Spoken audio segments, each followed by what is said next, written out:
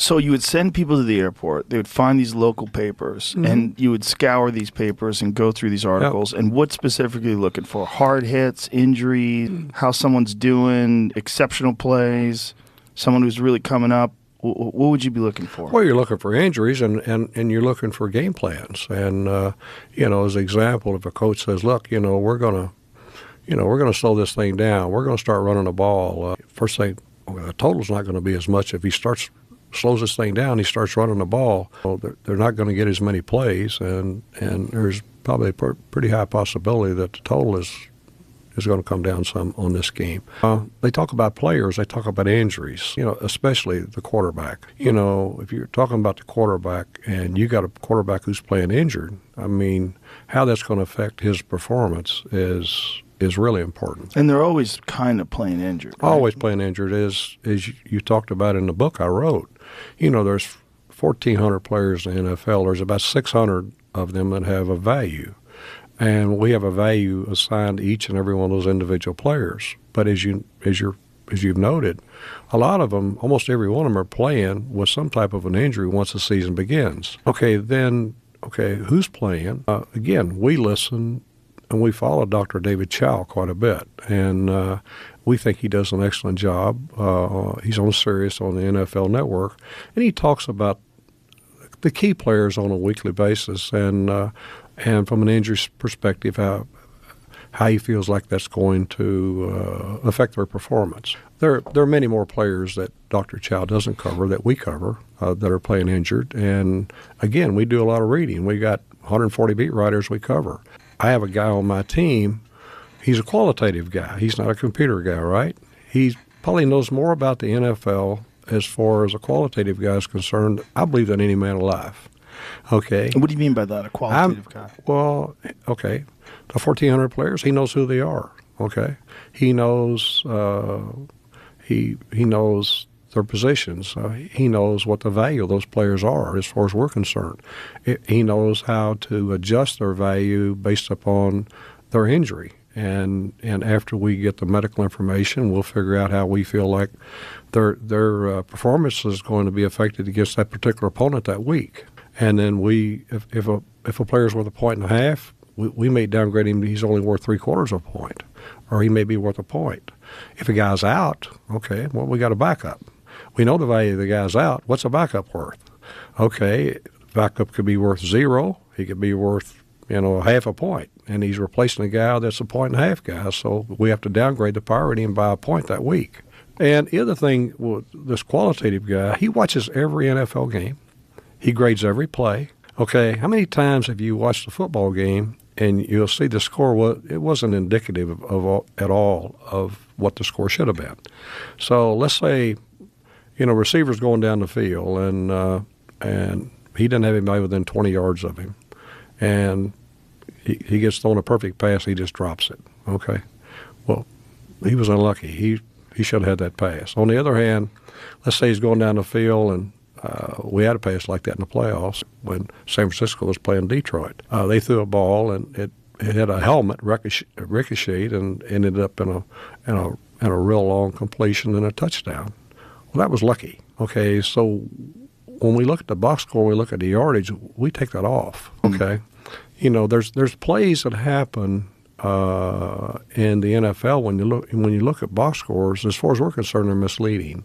Okay, when you look at the total amount of yards, everybody kind of looks at the same thing. You look at the time possession. So you have to go over each individual play and deduct all the lucky shit. Yeah, and then we have player participation. We know who played in every play. So God, you got to keep up on all this. So to give you an example, Joe, Pittsburgh. Okay, T.J. Watt's out. Okay, he isn't playing. Well, if you look at Pittsburgh's performance with him in the lineup and him out of the lineup, it's unbelievable that one guy could have that much effect on a team. So if you're looking at offensive performance against Pittsburgh with T.J. Watt out, you're not looking at what Pittsburgh's defense really is. So you got to make an adjustment when you look at that, and you got to put that into your power rating. When I wrote the book, it took me 6 months to do this one section. We wrote what we call the master class, okay? And I wrote what we call betting strategy. I wrote that for the 99.9% of the people who bet sports, and we got a lot of new sports bettors today that have no chance. I wrote that for them, okay? And I put the basics in there. I put basic betting strategy in there, which that's probably as important to them or more important than handicapping is. I put all the charts in there that tells them exactly what each half point is worth. I put charts in there that tells them exactly how a money line compares to a point spread. Flat on the games 2, here's a money line equivalent. If you can get a better deal, take it. If you can't, take the other. Okay? I put stuff in there, basic stuff, because none of that stuff is out there now. Guys don't have any idea if they're buying a half a point what the fair price is to pay. And all these points, they have a different value. As an example, if you're buying a game on or off of 3, say from 2.5 to 3 in the NFL, or 3.5 to 3, that's worth 22 additional cents. It's not worth 23, but it's worth 22. If you can do it for 20, buy it. 21, buy it. If you feel like it's going to be a low-scoring game and you can buy it for 22, or you might, whatever, buy it. But if it's 23, you're better off taking a 2.5. But people don't know that, Joe.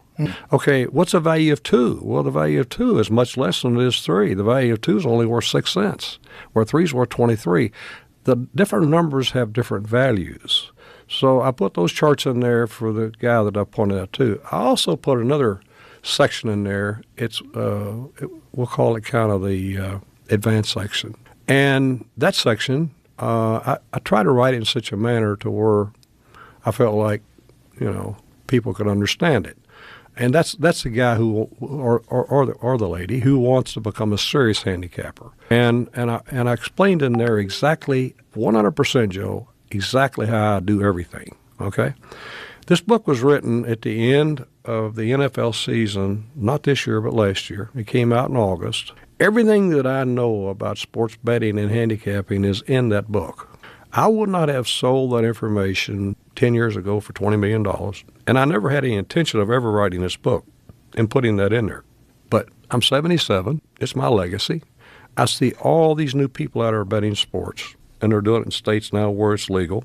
I'm proud of that. I'm glad that sports has come around to that, but I still have, there's a lot of things I'm apprehensive about also. But anyway, so I wrote this. That was one of the reasons I wrote the book. But in those 2 sections, if you want to be Billy Walters and you want to be a handicapper, and I don't care what sport it is, I use the NFL as a model, but this model is the same model that for every sport, whether it be you're betting on golf or you're betting on the NASCAR or you're betting on soccer or baseball. It's the same principle. That's the way they all work. So I put that in there, and then for people who are betting any type of sport, but especially the NFL, or college football, but the NFL, I put all those charts in there to explain to people, because right now, I don't care what site you go up on, Joe, a lot of these new places, the reason they're making the money they're making is, if you were to poll sports bettors out there today, everyone thinks making a bet on a sporting event, you're laying 11 to 10. That's the premise that we've all been taught, that you're laying 11 to win 10. A lot of these bets today, and matter of fact, almost all, well, not a lot of them, all of them. These, we'll call them, the teasers, the parlays, those bets. Some of those bets, a guy's laying $1.50, and he doesn't even know it, because there's no requirement to disclose the odds you're laying, so they're not going to tell you. But like these in-game parlays, and you're doing these 3 and 14 parlays, and you're doing these teasers, a lot of these places are charging you $1.50 to $1. You got no chance of winning. You got 0 chance of winning. I couldn't win. I wouldn't even think about playing them. But the average person who's playing them, they don't know that. So because right now there's no requirement to disclose that to the customer.